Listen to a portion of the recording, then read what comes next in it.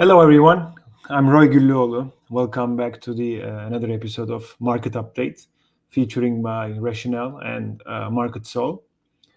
As usual, as I do every week, I'll try to cover recent financial developments uh, in the financial markets and through the data flow.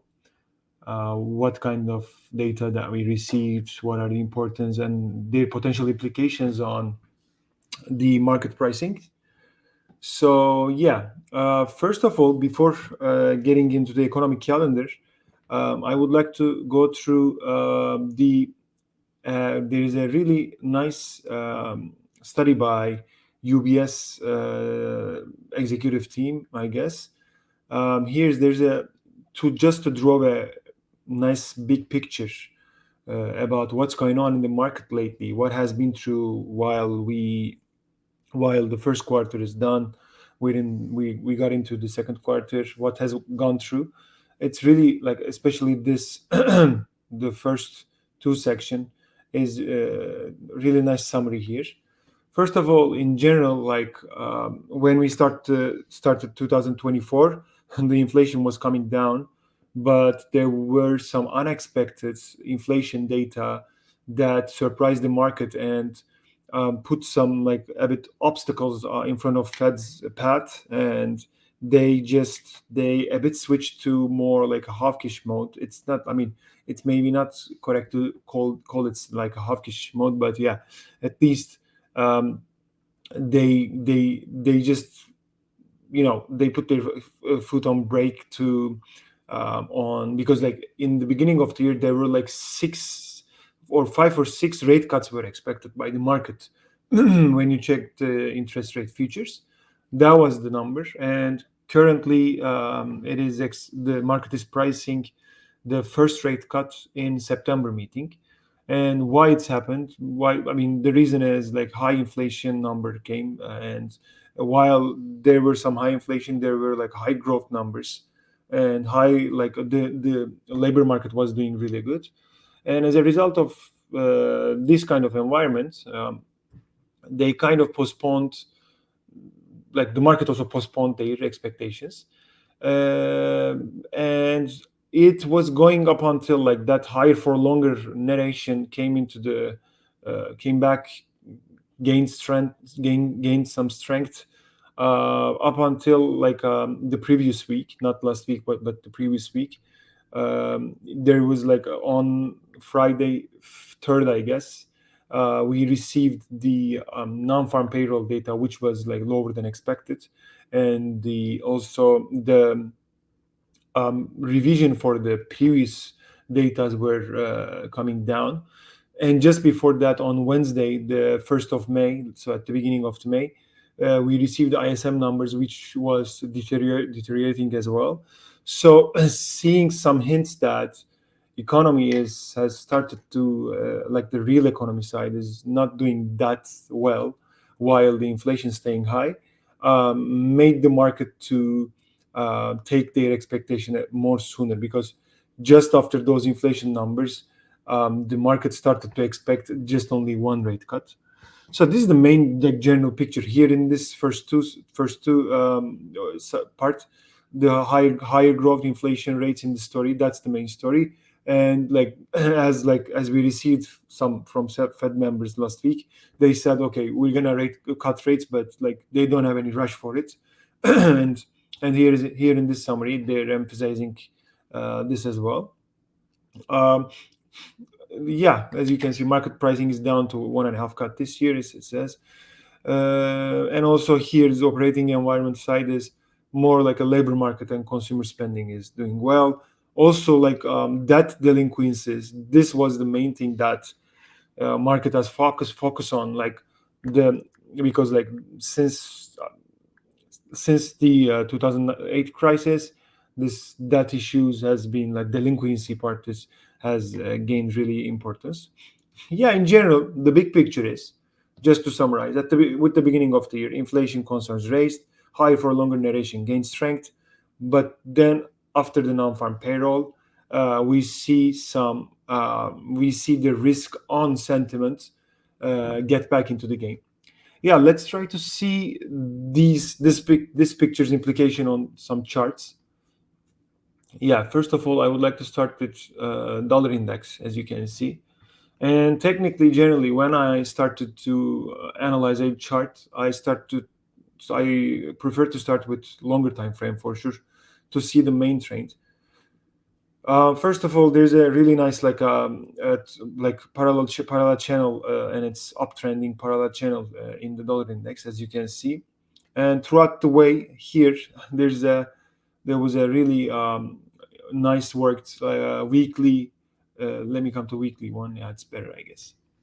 Here you can see there's really nice a rectangle chart pattern. One trial, two trial. This level is around 102, 103 levels.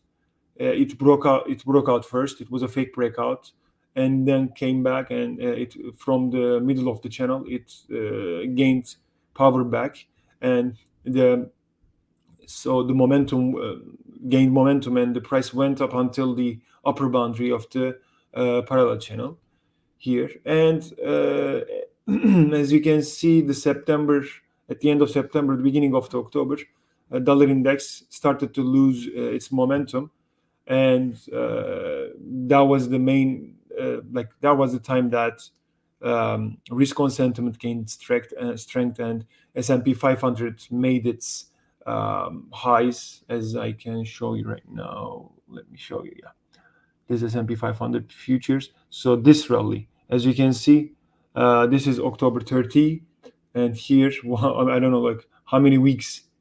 Let's see, it's around 20 weeks ahead, 20 weeks upper close. And when you come to the XY, yeah, you can see the reflection of it here. So where are we right now? After this comeback here, I spotted a really nice symmetrical triangle chart pattern. So in the nature of the symmetrical triangle chart patterns, generally when it happens in the after a downtrend like this, it is expected to be a reversal or a continuation of this downtrend. So it might go either ways, but the thing is, just here, I'll come to the daily to examine this better, I guess. Here you can see the black line is 21-day EMA, and the blue line is 50-day moving average. As you can see, it's the price is testing 50-day moving average right now. In general, in such symmetrical triangle, first touch, second touch, and after that this retracement this way, I mean this coming way, it's not expected to come up until here if it's gonna move back higher. That's the issue. That's why I was looking like the 50-day moving average is important. Apart from the 50-day moving average, the level that it got rejected, which is 105 levels, as you can see here, a minor cup with handle chart pattern. And its resistance is 105. So I will be watching 105 levels for dollar index, and if I see after the inflation data this week any like comeback, and inflation data will be for sure decisive on the direction of this move, this chart for sure. Yeah, in general, I'm following here 105 levels in the XY. Apart from that, the implication on gold, again, I'll try to cover from the monthly chart. As you can see, there's really like it's the most famous chart that everyone's following, the monthly inverted head and shoulder chart pattern, which is a continuation chart pattern that comes after an uptrend. And as you can see, it's really clear breakout, and I expect this gold, like I expect the new normal of gold to be between 2200 and 2400 range. And it is, I mean, what's the main drivers? First of all, geopolitical issues. Second of all, US elections uncertainty. And third, and the most important one, like at least like all central banks are transitioning to rate cut cycles. So combining those, I would say that like I can't see any like a downward movement for the gold. That's the issue. And when I come to weekly, here you can see the black line is 10-week moving average, and this is for 40 week. These are like pretty like well-known long-term trend indicators, moving averages. That's why I follow them, and you can see that this after this kind of momentum, we would expect the price to rest a bit, and it got some support from the 10 week moving average. So, and as you can see, the beginning of this big movement is again starts from the October 2023. Yeah. And another angle for this mentality, this narration. What's this narration? Just let me repeat. The switching to risk on sentiment until we started to receive higher than expected inflation data at the beginning of the 2024.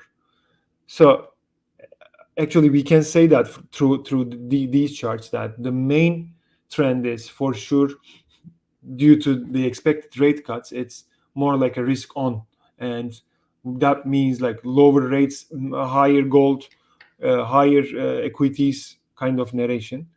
The issue is we need to examine that if this higher than expected inflation situation is kind of caused a pause in this risk on sentiment, or is this going to be a turmoil?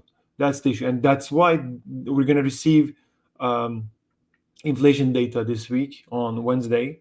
That's why it's really important. This is real rate. Real rate. This is like another important chart that I use for you, especially. It's really Bitcoin and gold is highly correlated with this. As we see decline in real rates, we would expect investors to go to seek for more return from gold or from other risky assets. And for this one, 10-year yields, as you can see, again, the main trends. Let me see. Sorry, weekly. When I come to weekly, October it was high, then it came here. It has a inverse relationship with S&P 500. Let me remind you. As you can see, October, it's November, October era, and here November, October, vice versa. So in the weekly chart, as you can see, there was a rectangle chart pattern. It worked out really well, reached its price target, then it came back. And when you come to daily, you can see that there is a really nice uptrend that holds the price. And here, as you can see, another HNS continuation, a breakout from here, but still it hasn't reached its price target yet. There was like let me check again. Actually it reached. This HNS inverted head and shoulder chart pattern continuation also reached its price target. So in general, as you can see, our charts is in line with the main macro developments. Apart from that, like about the rate cuts, the other central banks probably going to start earlier than Fed this time. Generally, they were waiting Fed to act first, as their role of being reserve money. Here you can see in this chart, you can see the rate of each country's at the beginning of 2024, and here you can see the current rates, and you can see how the central banks in general got tightened, and you can see the change, the amount of change here, and you can see the inflation rate, and here is a real central bank rate. That means discounted by the inflation. That means Japan is giving negative interest rates, real interest rates, and Turkey same, and the rest is giving positive interest rates. And this is how FX market works actually, according to that the carry trades is derived from here. And here you can see in this column, this is important, like according to the previous reading, is CPI going up or down? Especially at the same time, sorry, the unemployment here in this column. So in general, in order to avoid from stagflation, we need to see that inflation is coming down, and unemployment here is only just one indication. It's not correct to trace the situation of real economy through unemployment, but um, the only, like, the main common indicator of all countries is unemployment for sure. Uh, if you ask me, I would go for non-farm for sure as an indicator of a real economy, but the other countries don't have such thing. I mean, they have different stuff. So here, as you can see in US, according to prior reading, the current CPI is higher, and according to unemployment trend, unemployment is higher as well. But here, as I warned you, it seems higher, but the non-farm came lower. That's why it should be. I mean, I would evaluate this. This is not as a higher. I would evaluate this as lower. So that means inflation is still high, like and like the real economy is doing well, but there are some signs that economy is a bit deterring due to non-farm. Uh, and in that scenario, you would expect Fed to move faster than it is expected right now. But in the Eurozone or UK, as they both highlighted in blue, CPI trend is coming down. There is no issue with that. Unemployment is higher in UK. They have much more issues with the real economy side, as they, especially Eurozone, dealt with the Russia-Ukraine war, and they have more exposure on oil. Considering those issues, since they started later than Fed on expansionary phase after the pandemic, after the COVID pandemic. Sorry, like they started after the Fed, but probably they're gonna start cutting rates earlier than Fed. That's the market expectation right now. And also, there are a few issues that I want to mention. Let me show you the current um, rate cut expectation. Currently, this is September meeting. As you can see, the current range is 525 and 550 range. It's 76% in July. In September, as you can see, rate cut is expected. The first rate cut is expected to be in September. And for this week, economic calendar, I want to touch more on this one. Last week, mainly, there was a Atlanta Fed GDP Now data. It's an indicator of Fed that they benefit a lot. And there was a US 10-year note auction. In our last video, I mentioned that in the beginning of around this time and the beginning of June, there's going to be huge supply on government treasuries. And this 10-year note auction was one of them. As here, Altea Spinoza mentioned, it was a 42 billion USD worth, historically record-breaking levels of auction size. And demand was better than expected. That means that, especially after the latest non-farm data, that means maybe the investors started to be more convinced with the current level of 10-year yields. But definitely, like this Wednesday, the CPI data will be highly influential, because since we saw some improvement in throughout the non-farm payroll data, we need to see that conviction through CPI as well. Then we would expect to see yields to come more down. And in that scenario, what we will expect, dollar index within this symmetrical triangle, First impact would be a move towards its 200-day moving average. Then it might continue to towards the lower boundary of the symmetrical triangle. Other than that, last week also on Thursday there was a United Kingdom like Bank of England interest rate decision. They kept unchanged they remained unchanged the interest rate, but the thing is like their rate cuts, they're much more eager to cut rates, especially due to distortion that they experienced during the pandemic era, because they were the first cut rates, then they stopped first. I mean, they managed a bit complicated compared to their counterparties.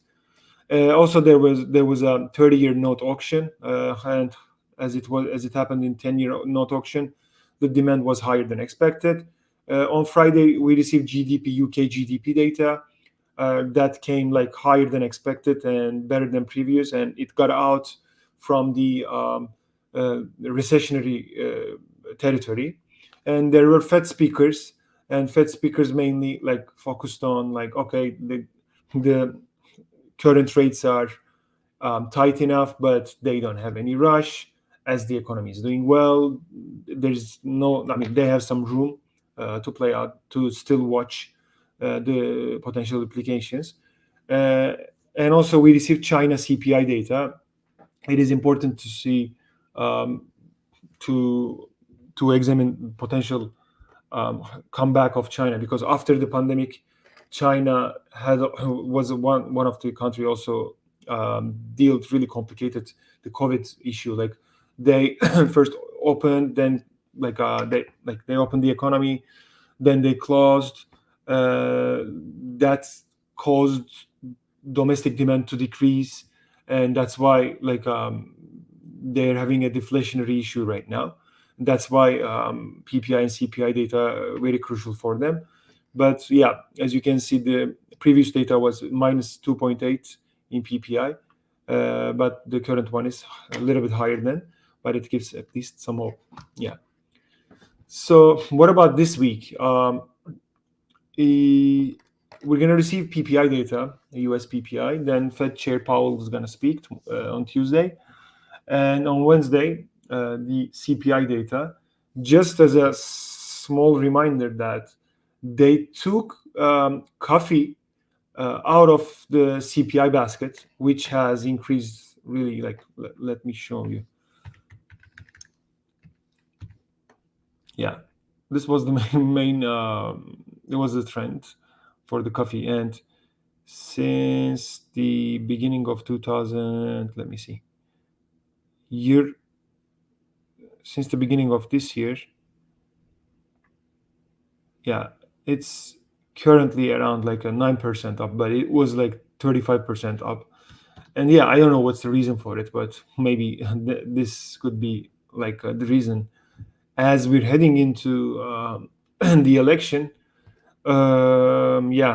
especially gasoline prices and this kind of highly impactful things in the basket would be important. And we about this, Dr. Ed Yardeni had that thing, like they are following the, let me check, for the CPI, the Cleveland Fed's inflation nowcasting model, and it shows according to their model, a month over month CPI is expected to increase 0.41%, and year over year it's expected to increase 3.5%. Those numbers might be bad for the market. That's what they say, because that suggests that inflation remains stuck above the Fed's 2% level, because like their also target level is so low. I mean, my expectation is they will succeed on this fight in inflation, but there's going to be a new normal for inflation. So market perception on achieving goal, it's the uncertain part, because like if you're gonna see that, okay, inflation came down, but it's the target is missed, would markets perceive this as a success? Or yeah, nobody knows that. That's why we'll be following. Yeah. Also on Friday, we're going to receive European Eurozone CPI numbers. While I talked a lot about UK, I would like to show you some UK UK index chart. As you can see, as the UK and Eurozone side expected to be more dovish, their currencies like dollar index got strength and stuff, and we saw that their indices, as they also saw that they had some issues with the real economy side, but it's at least they seem much better than they expected. And we saw that there was a, as you can see, really nice ascending triangle chart pattern, and it broke out, and yeah, it reached to its price target. And here how I follow the pound USD after an uptrend here. Let me come from the weekly one. Yeah, as you can see, from the beginning of the October, while the XY was losing strength, you can see the uptrend of the pound. In such chart pattern, technically, it can go like both ways as well. But as we see like higher than expected inflation, we would see that like decrease in pound for sure. And also adding to inflation data to the Fed, as UK side and Eurozone side is expected to cut rates earlier than Fed, that would also lead pound and euro to be weaker in the upcoming days. So in general, these are all that I'm gonna talk about this week. And thanks for time. Thanks for your time. Thanks for listening. And please, if you like the content that we are providing, like the video and subscribe. And have a great week.